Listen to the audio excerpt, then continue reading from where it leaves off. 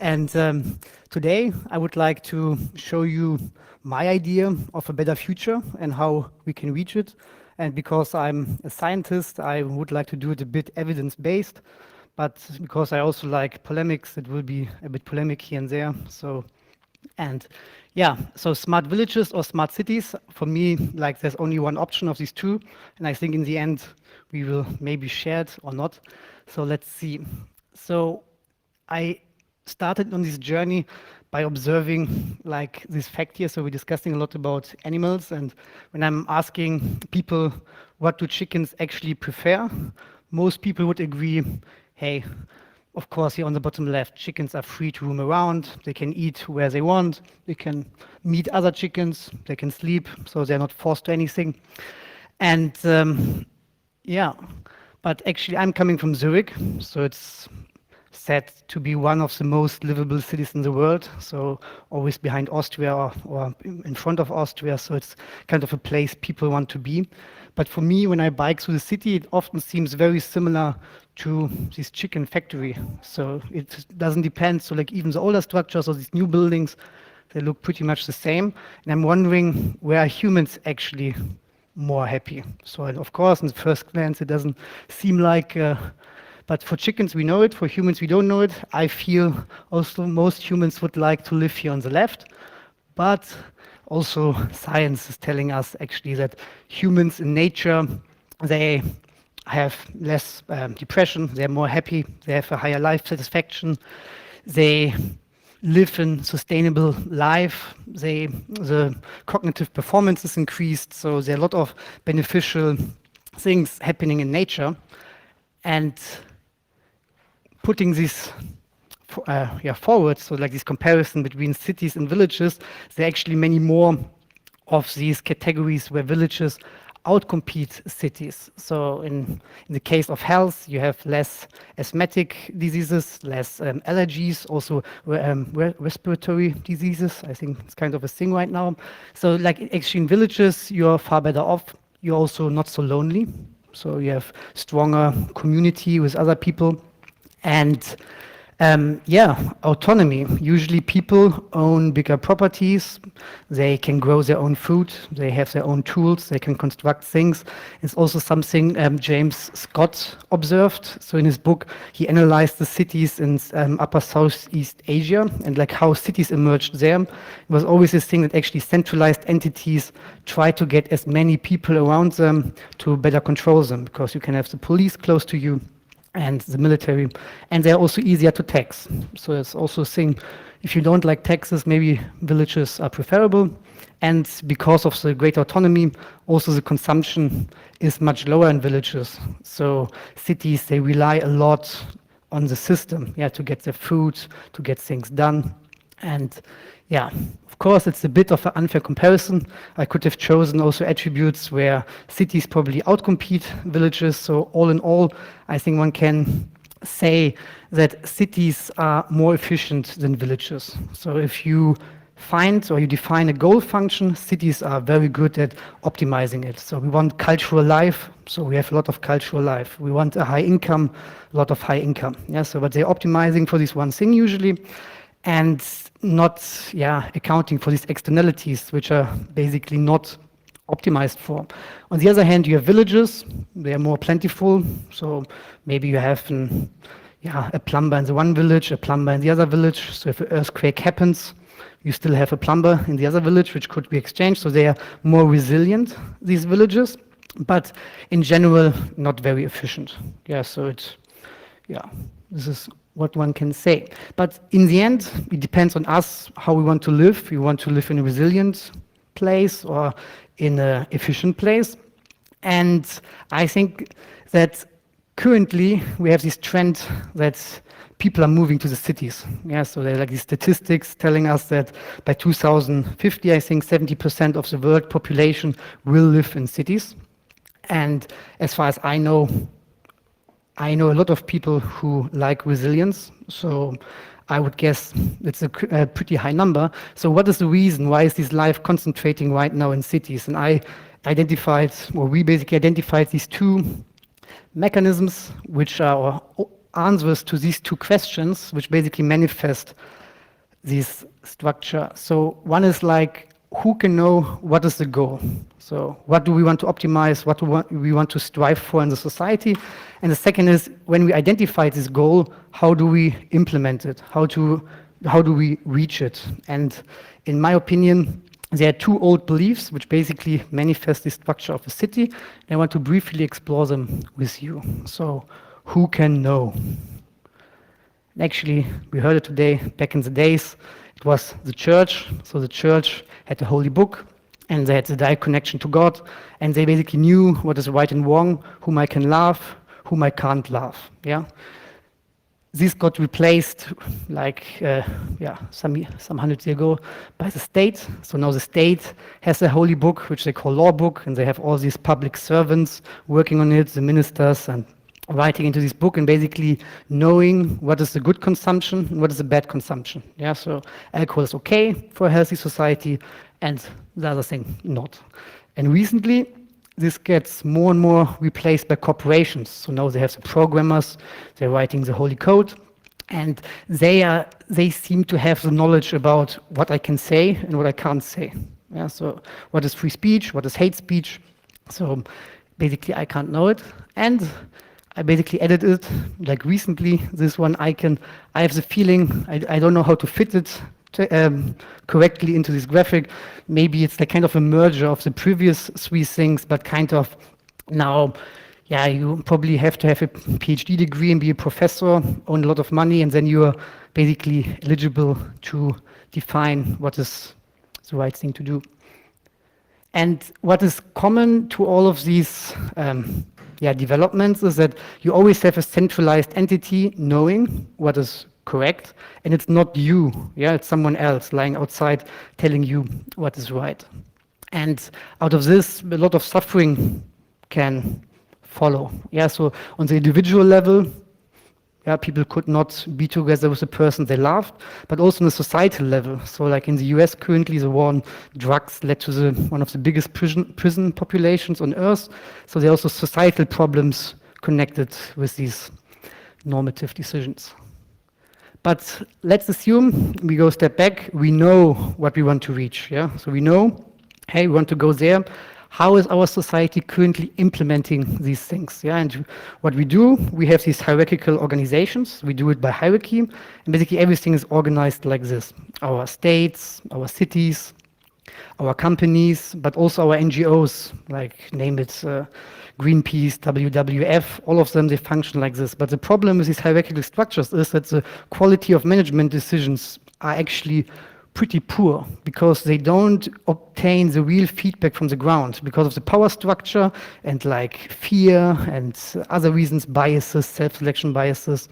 The real state of the world is not traveling upwards, and this can lead to problems. So for example, in Germany, the German government decided that, hey, we know that we want to save the nature, and the only way to go forward is to spare CO2. So like all the researchers, everyone is saying this. So this is kind of, we agreed as a society to do. And now, how do we reach it? Reducing CO2. And what they did actually, they introduced biofuel. So you have fuel now where you put like fuel from plants inside, like 5 to 10%. And they subsidized the planting of biocrops in Germany. And the result was actually, as the German newspaper titled, we're now putting the rainforest into our cars. So because what happened, German farmers stopped planting animal feeds. Somewhere else, these animal feeds had to be planted. So it was shifted to South America and led to the destruction of the rainforest there. So kind of even when we know, hey, we want to reduce CO2, the way how we're doing it often seems not to work. So, and here we have these two problems. So first is a normative problem. Who can decide what is the good thing, the goal we want to optimize? And then it's like kind of a control problem. How do we establish this thing? And as a researcher now, what you do, you go a step backward, like you try to describe the problem and then maybe find a solution. And this is what I want to do now with you. So basically stepping a step backward, how we can describe our world is basically we can describe it as a complex system.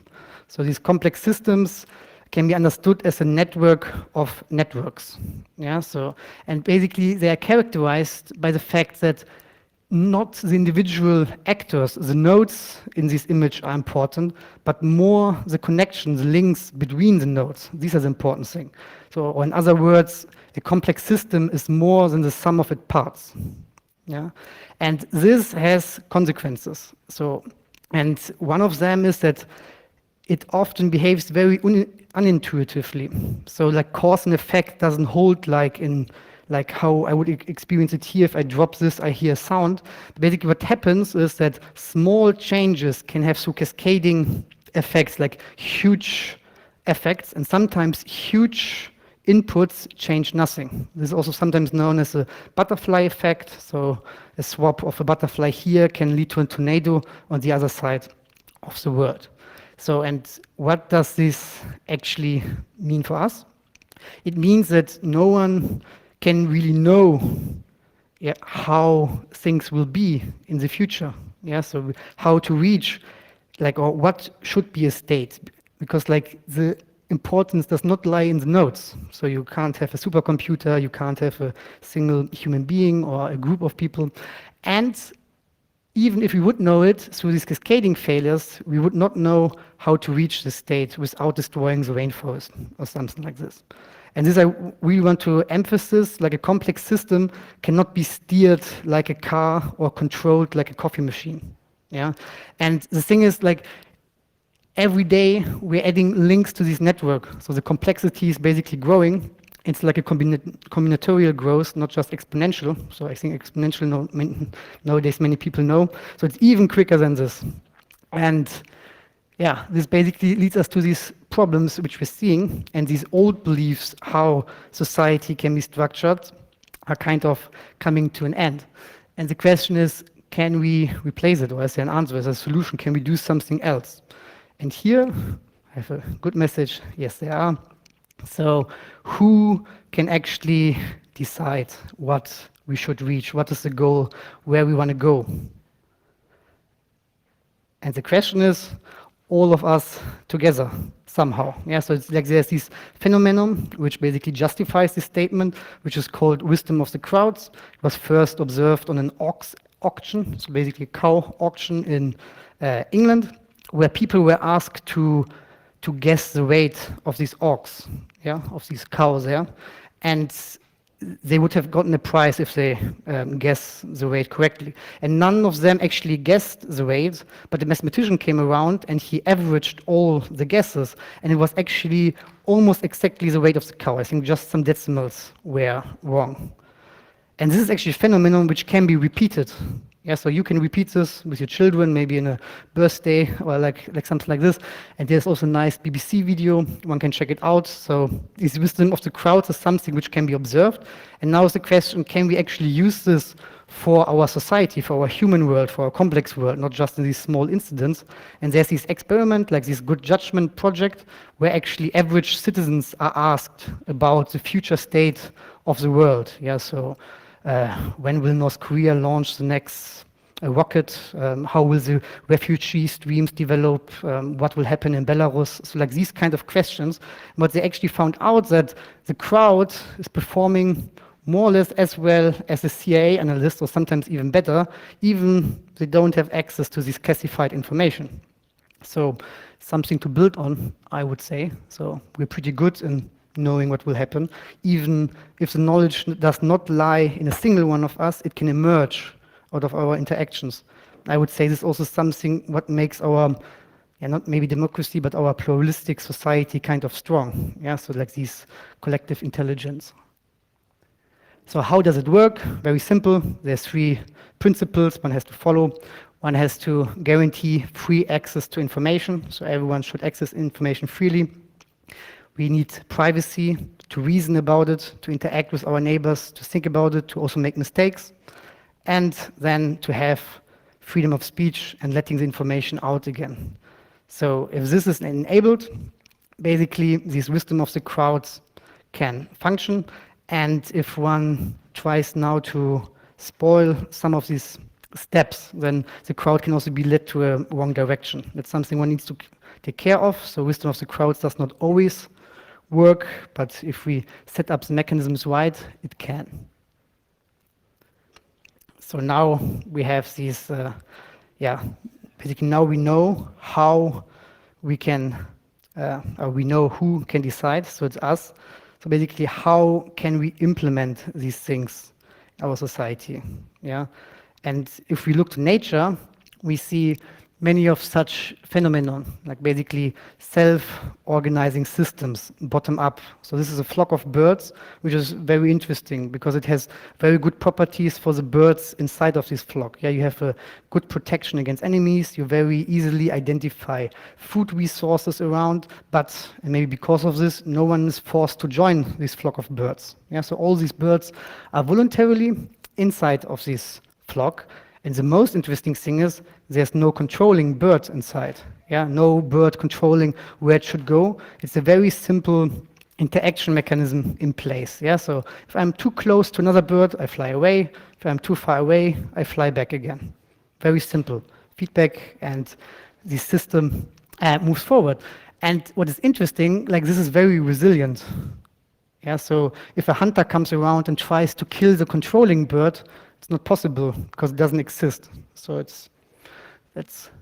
and if we go a step further, basically self-organizing systems are everywhere. So also our human body is such kind of a system. So it's not the brain controlling everything. It's also, we have our immune system, which is pretty strong, totally decentralized. You have all these different nutritions in your body, which give feedback to different organs, and it's going back and forward, and like having there something controlling would probably just mess around with everything.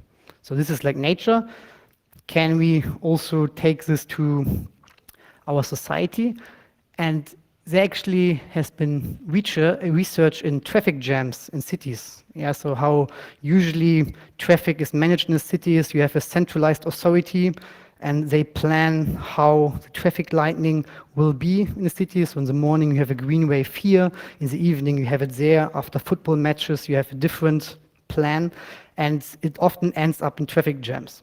And what researchers have been doing is actually they designed a system and they tested it in Dresden, and now they're selling it. So, but it's very, very hard to get this sold, as I heard. But the thing is, what they did actually, they let every traffic light on its own decide how to optimize the flow locally, just by communicating with the neighboring traffic lights. Yeah, so basically there was communication on the bottom level, but no traffic light had the overview of the whole system state. And by following this very simple principle, actually the average waiting time for all of these traffic participants got reduced. So that's something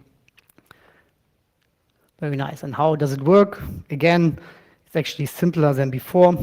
So we are humans, we are acting. Even if you sleep or you just sit, you're doing an action. So it's all kind of in behavior. This has an effect on our environment. This environment changes and ideally gives us feedback back.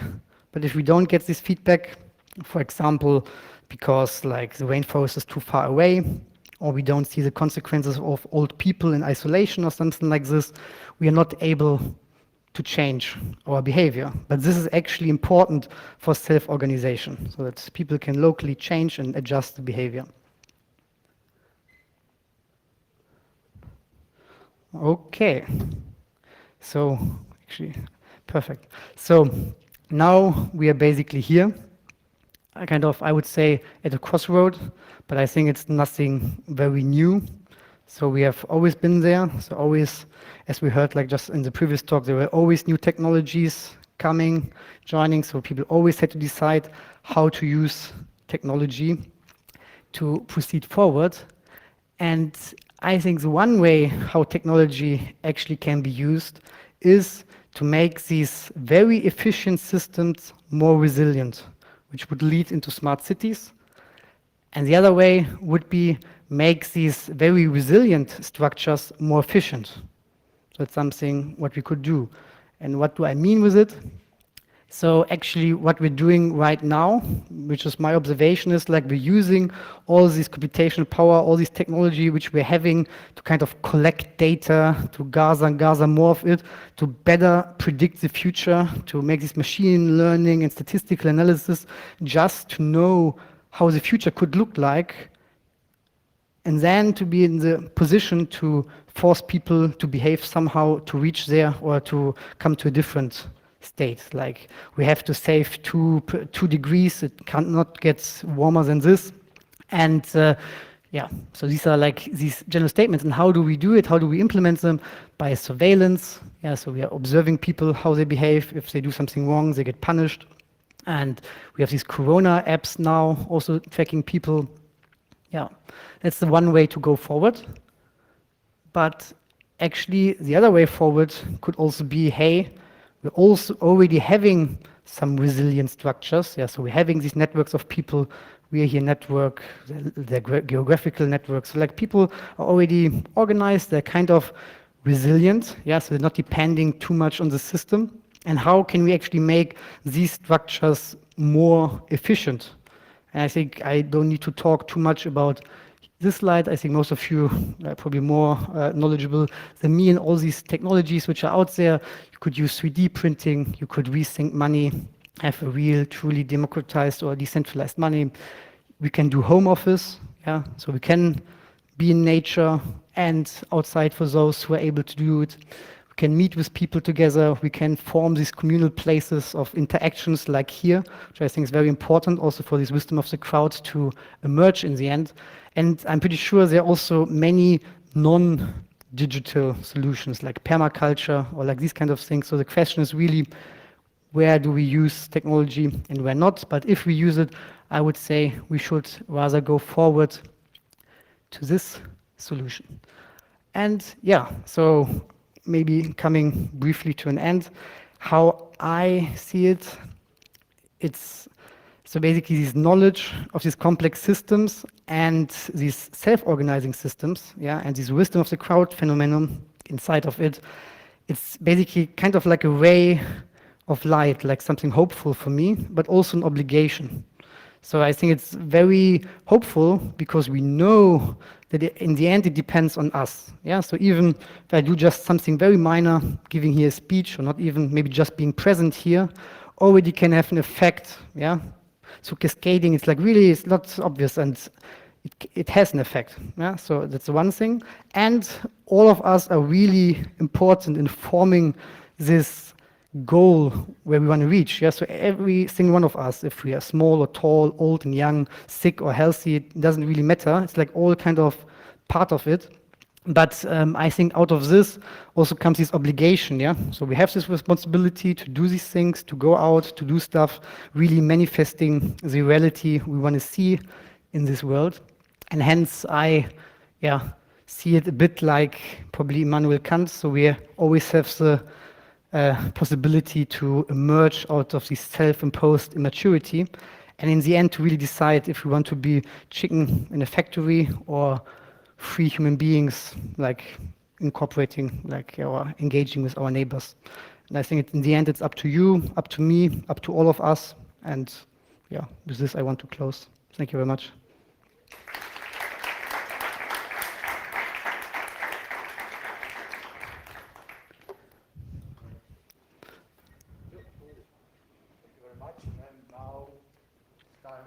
Questions? So, who has the first one?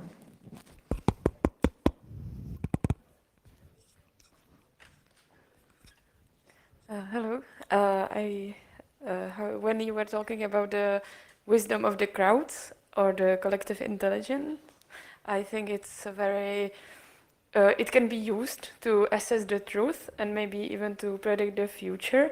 But how do you think that we can avoid it from making choices for us? Because there will be many outliers and people whose choices will not align with what this wisdom of the crowds decides. Yeah, I totally agree. So there's answer on many levels, but I think the simplest one is like, it's the one step, deciding what we want to have.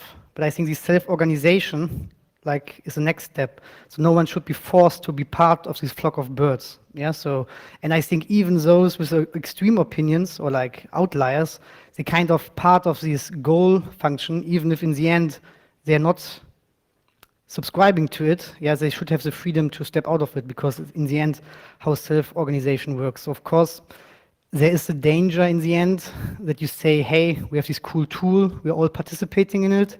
It tells us we should not go outside anymore, and then you're forced to do it. So this is, of course, again, something very dystopian, I would say. But it's a principle or a mechanism which in combination with others can work, yeah.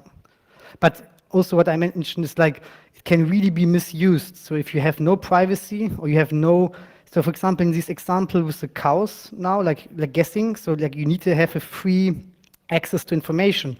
If you would restrict half of them, half of the people, or maybe even biased people, maybe just the small ones, not to go to the cow to see it, then they would lack this piece of information, and probably then like this wisdom of the crowd would be disturbed and come to problems, but I'm not so sure. Yeah, this would need to be checked. I think there are some studies, but yeah, these are the principles which needs to be fulfilled, and I'm pretty sure that right now most of them are not fulfilled. Yeah. Other questions?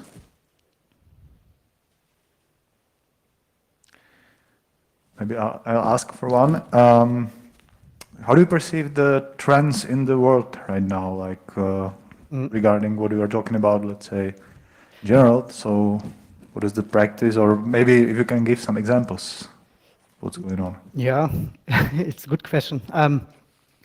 I think the biggest problem I think right now is like this freedom of expression and like having like opposing opinions, like also in an academic context like this. That's kind of problematic, I think. Also like how academia is working and forming these opinions, like also in context with this technocracy, where like I'm kind of observing that only experts are allowed to voice an opinion, are valuable, but not all the others. So out of this perspective, yeah, I think the freedom of expression and following from this, the free access to information is lacking, and many people are, yeah, probably misled. But I I don't know. That's my take on it.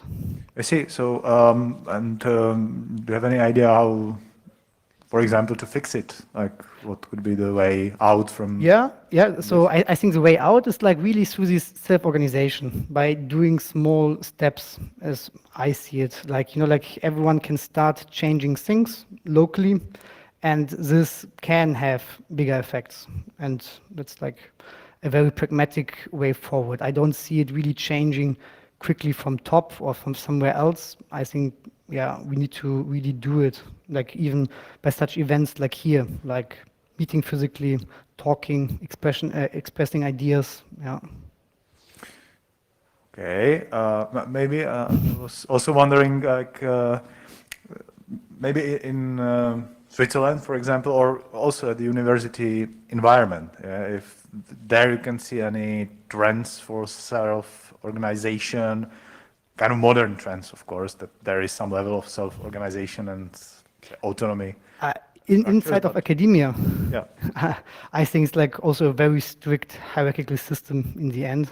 Like you have like professors, which like kind of everyone wants to reach this position inside of academia. So until you're not a professor, you're not very free.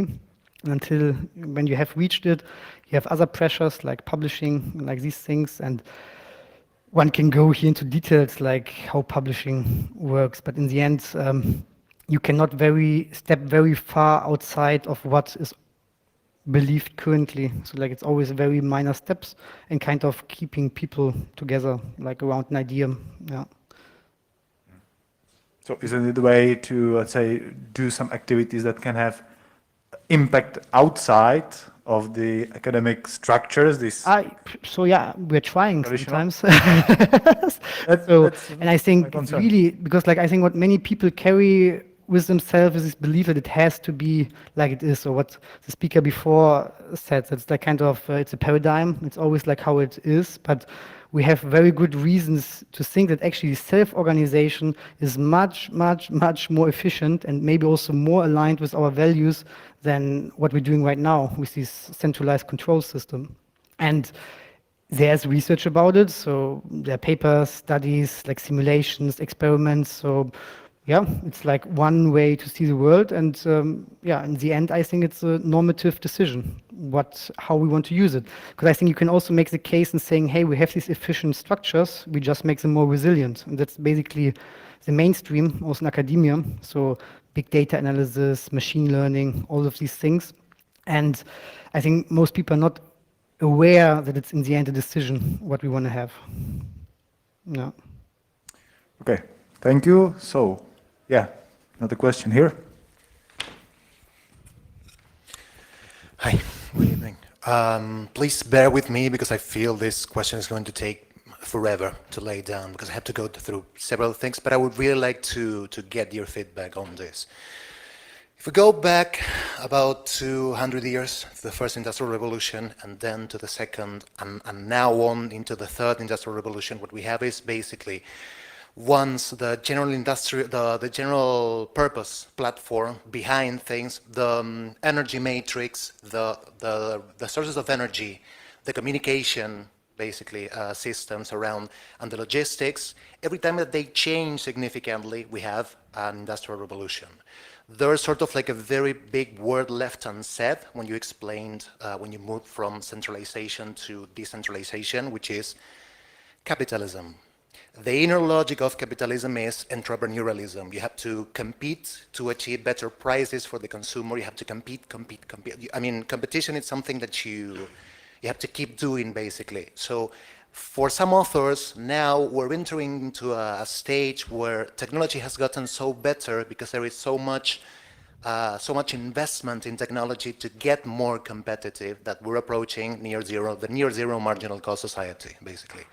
Authors would argue that this approach is like gets us closer to a state where the sharing economy and creating like not functioning around profit, like a future of profit being defunct, not going for profit, not existing to get our existence into the market, but beyond, right?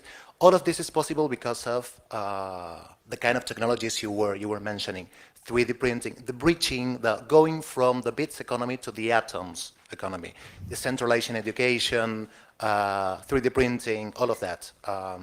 Decentralized and laterally scaled means of production, basically.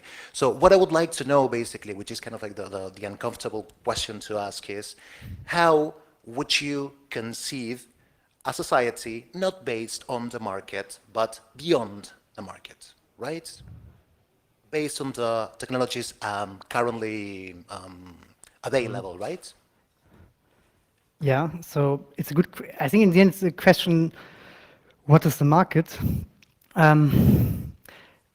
have this one view, I think as long as it's physical, you cannot overcome shortage of resources. Of course, in the digital world, you can have it, but not in the physical world. So like what you said, like with these marginal costs, they're getting lower and lower. I don't see it happening in the physical world, probably. But yeah, overcoming the market, like, yeah, what is the market in the end? Yeah, so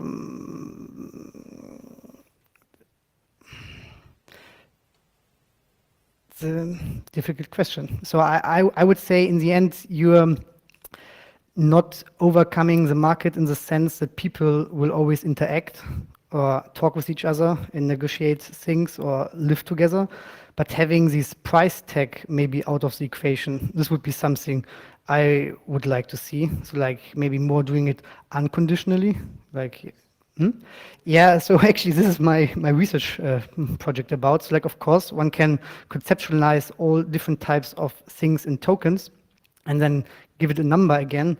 But a bit what I saw happening is basically like 100 years ago, most things didn't have a price tag. Yeah, so the grandparents lived with a family at home, so there were no old people homes, so there was no one paid for this. Yeah, you had you helped the neighbor when he was sick, like kind of maybe you cooked some food, or so like many things were not monetized.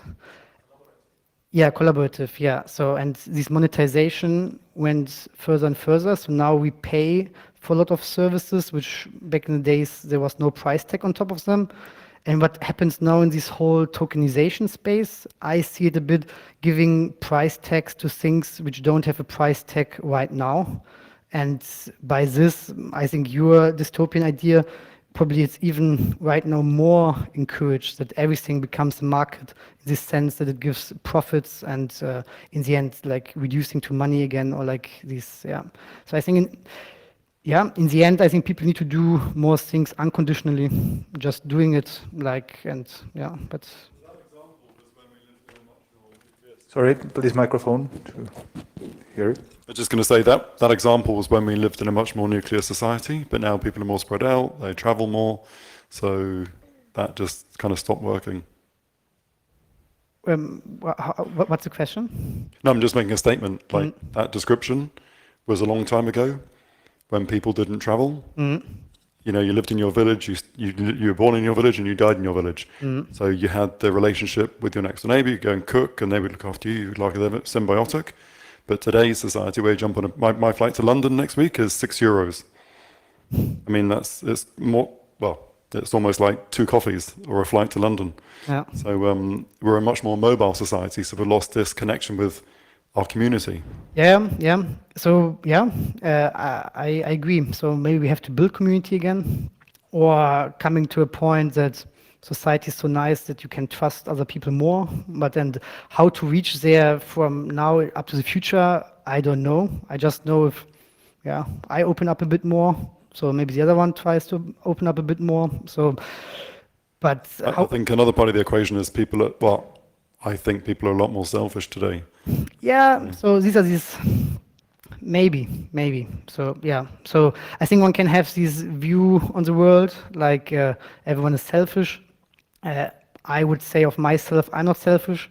Probably you would also say you're not selfish, so we're already 2. So like I think there are more and more people, and I think the problem is we're the minority, and most people are, what's in it for me? so yeah, okay, that's the thing. So I believe I believe that 51% of the people are not selfish, and if it's a slight majority, yeah.